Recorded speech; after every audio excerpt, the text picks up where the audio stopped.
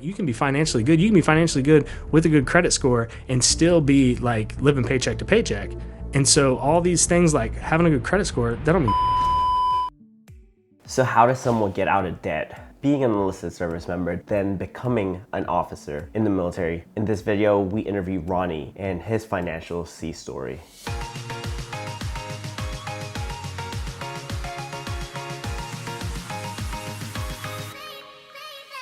What is up, Money Tribe? Mike DeMazzo here, helping you make sense of your dollars. So with this one, it's an old interview I had recorded, intended to be a podcast, toying around with it, but there's so much value in this, so stick around and let me know what you guys think. What's up, Ron? How's everything been? Everything's good, Mike. Just staying busy, dealing with the credit card churning this morning. That's been fun. Nice, nice. First, thank you for your service. I appreciate it. Thank you for yours. I appreciate your support. So first question, what was your biggest financial F-up when you first got in the service? Oh man, I could really give you a long list of F-ups. I've certainly had to go to the school of hard knocks more times than once. Now, you know, it's gonna sound silly. The thing that I think I messed up the biggest on was actually getting a good credit score. Which I'm sure most people would go, how in the world could that ever be an F up? And, you know, when I was growing up as a kid, like I didn't come from all that great a financial background. Many times I watch cars get repoed. You know, I've listened to my aunt complain about what she can have and can't have, all because of this credit score. So for me, joining the Navy, that was kind of my mindset. Like, okay, I'm going to join the Navy, I'm going to get a paycheck, and I'm going to get this great credit score. And it was really slow at first to you know, build your credit or whatever. I think I got like some Best Buy credit card and had like a $500 limit on it, and I just kind of built from that. Well, you know, making on-time payments, and then I got a car loan and making on-time payments with that. Like quickly my credit score found itself up there pretty high, which made getting money, you know, lines of credit much easier. And so I took well advantage of that, and I ended up with credit cards that had really high credit limits. So you figure I'm, you know, 20, 21 years old, and I got a credit card that's got a $20,000 limit on it. That's dangerous. And I think if I would have never had a good credit score, if I would have never been so concerned about credit score, and I was more geared towards, you know, building wealth and not really worried about building ability to borrow, that I would have been in a much better mindset. Because having good credit, at the end of the day, it's a double-edged sword. You can use it for good or for bad, and find yourself in, you know, different situations because of that. Was the credit score almost like a video game, like top score? Like, let me attain that top score. When you first learned about it, how did you like know, like, oh, 700 plus is a good credit score, the low numbers are bad score? Yeah, you know, it's funny you say it like that, because I think that's spot on. That's exactly what it was. And that's what so much for me is. And so, yeah, that was my first, I would say, financial game that I was trying to play was, you know, get this credit score. And so it was the first thing I ever researched into. You know, I just wanted to show that off. And it's so funny because I thought I was doing so great. My aunt called me up one time, and she needed a washer and dryer. And she's like, you know, I don't have any credit, and I need to get this now. Like, is there any way you'll buy it for me, and then I'll make payments on it? And first I would tell anybody, don't ever do that. But I did do that, and it didn't backfire on me. My aunt's, she's a great woman, and she made all the payments and, you know, everything like she was supposed to. That was never the issue. But I wouldn't do that now. My mentality on all that is completely different than it was then. Yeah, I bet at that young age, knowing like, oh, you need my help, like, you're like, oh, I got this. I have that score available. Why not be able to help others and everything? And a little bit of it too is a kind of a show-off thing, right? Like, you know, I know we've discussed this kind of before. Is just that you get to that point when you come from nothing. Like, all you're trying to do is show everyone that you care about, and some people that you don't care about, like, that you made it, and that, like, oh, look, I have arrived. So my ability to do that, like, I jumped on it really quick, maybe almost for selfish reasons, as sad as that might seem. But I just wanted people to think I was doing great and doing good. I was probably way more concerned about other people's opinions than I certainly am now. I think that comes with age. Let's dial in on like that you made it feeling and everything, being your first enlistment or whatever point in your career. What was that symbol that you made it? Was it that credit card, or was it like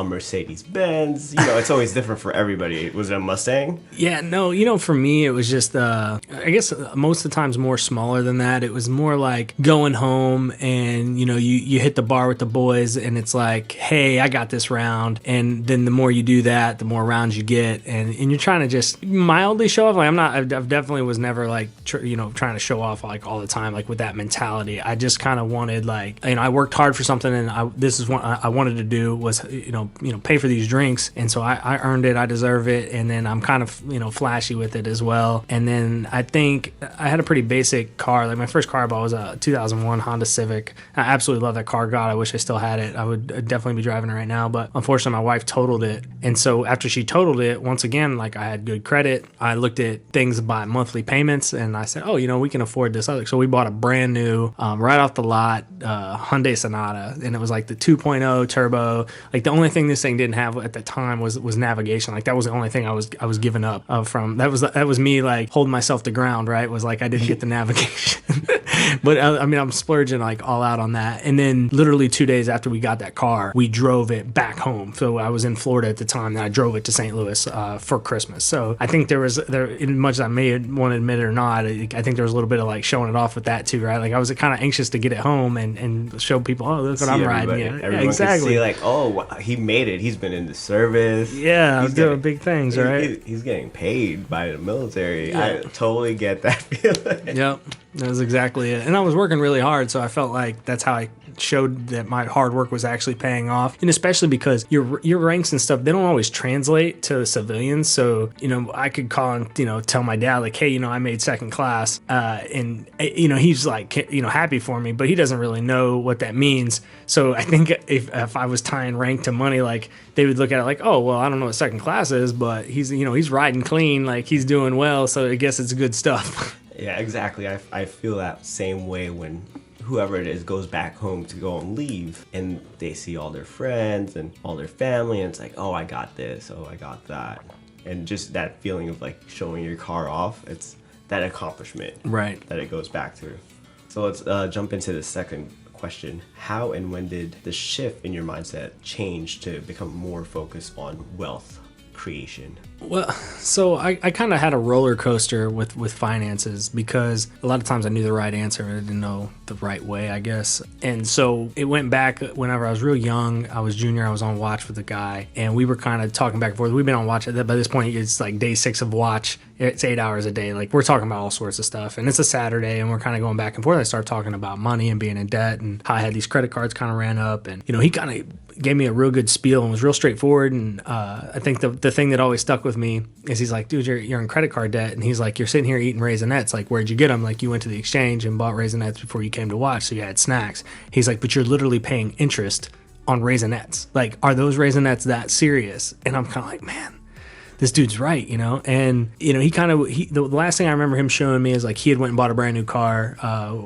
which is whatever financially, like I guess it's all opinionated in the end, but he was kind of showing that off and he had paid cash for it. And so then I was kind of like, all right, so the key is this, I got to get out of debt. And so that was kind of the eye opener there. I got to get out of debt. And I did exactly that. I was completely debt free. Before I turned 21, I was over in Iraq and I quit smoking. I got really healthy. Like I kind of just started trying to do everything right. All that was going great. Then fast forward, I come home, I turned 21, I kind of started seeing like the nightlife and the fun and the more of that like buying the boys drinks started, be coming around. And like I said, I had good credit. So I had these large credit lines on my credit card. And, I kept telling myself, well, I'm just going to swipe it this one time. I already got this money. I'll pay it off immediately. Maybe I'll do it for the cash back, the bonus points, whatever. I had you name your excuse in life on something and I guarantee you I had it too, probably twice, right? And so I basically hit the reset button. I found myself back down, drowning in debt. And then I think the worst place we were, like we had 2 maxed out credit cards. I had a car loan and I had a car lease.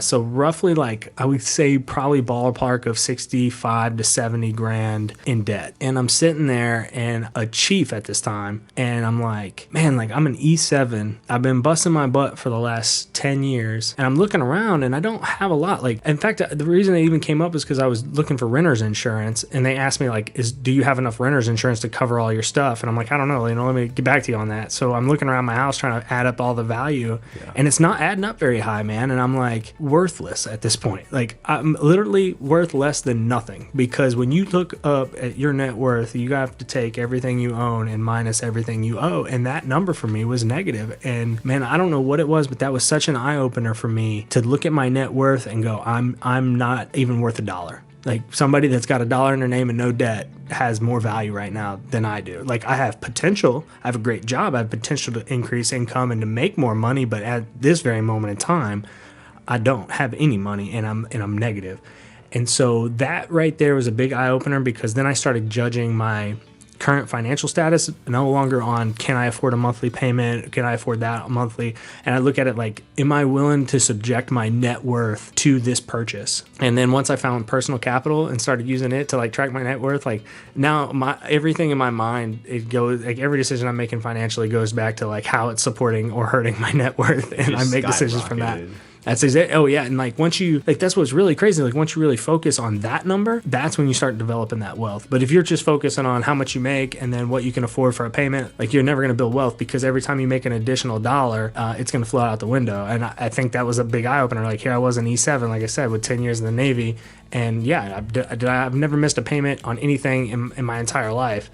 So for me, I'm financially good, right? Well, then you look at that and you're like, man, you can be financially good. You can be financially good with a good credit score and still be like living paycheck to paycheck. And so all these things, like having a good credit score, that don't mean shit. You know, it doesn't mean you have any money, right? Like you could have the best credit score in the world and not have $1 to your name. And that's where I realized, like, I've been doing this wrong my whole life. I've been grading myself off of what my, I'm not trying to say anything bad about my family, but what my broke family, how they interpreted money is how I did. And then once I realized that, now that was the big game changer, I guess, then, was just understanding net worth, and then just tracking your current status, financial status, however you want to coin it, like by your net worth and not by anything else like a credit score or your ability to make a payment.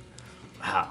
That was a lot, with first getting out of debt and then relapsing. Right, it was complete relapse. Into a deeper debt. Follow-up question from the beginning is, do you pay your raisinets now with cash only? No more credit card swipes? Or Man, I'm always so I'm so hesitant. Like we kind of talked about it, right? We never, like, so this morning I'm credit card churning.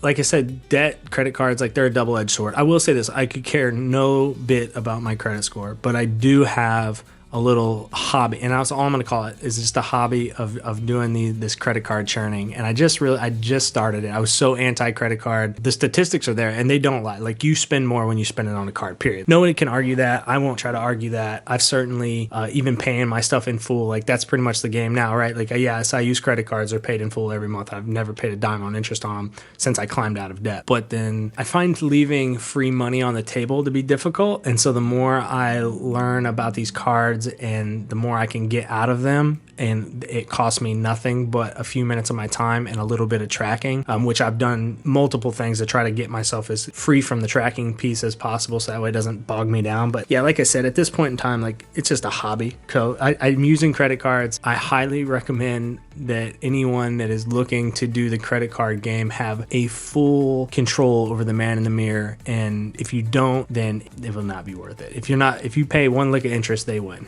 Like, I'm trying to beat banks. That's how I look at it. I'm trying to beat the bank at their own game. And if they get an extra dollar out of me, or if they get me to spend an extra dollar, that's the other piece of it too, right? Is if you go into a store and you grab more off the shelf than you normally would have, because you're trying to either hit a min spend, or maybe you're just not, when something's tied directly to a checking account, I think people tend to watch it a lot better. So if it's a debit card, right, you know that you can't spend more than what's in that account. Exactly. But when it's a credit card, you might be able to spend $50 here, even though you don't have $50 in your checking account. And maybe you're close, maybe it's 55. But I promise you this, even if it's $5 that you would have put on a credit card that you couldn't have put on your debit card, that would have been $5 saved. So they're going to win in that scenario. So I try to be real precise in my purchases. That's a great way to look at it. With what you were saying with your debit card, you would see it gradually decrease, whereas a credit card, that limit. And you're like, okay, let me get to that limit. It's a whole, I never thought of it, like, looking at it that way. Yeah, to me, everything's about gamification. Like, and you're surrounded in a world of consumerism, and you have people that are trying to market to you that know you better than you know yourself, period. And if you don't recognize that, if you don't look at the grocery store as a battleground, like you're gonna lose. Because I'm telling you, like I've mastered the grocery store. I will not. You'll never see me go down an aisle. I don't need an item in. I have every item that I'm gonna buy in a grocery store categorized in an app and know exactly where it's at in the commissary. I grab exactly that item, no more, no less, because everything in there is positioned to get you to buy stuff in a certain way, and that's why all this stuff exists right next to checkouts. And the thing is like that's not profound information. People know and understand that. They just don't know that it's gonna beat them in the game, because they don't think that it's happening to them. I guess I'm not sure. I obviously can't predict what other people are thinking or whatnot, but I know for me, like I've realized it, and now, like I said, I'm in a battleground. Every store I go into, I'm like, don't let them get me, right? I'm trying to outthink them. So. Did you teach that to your family as well?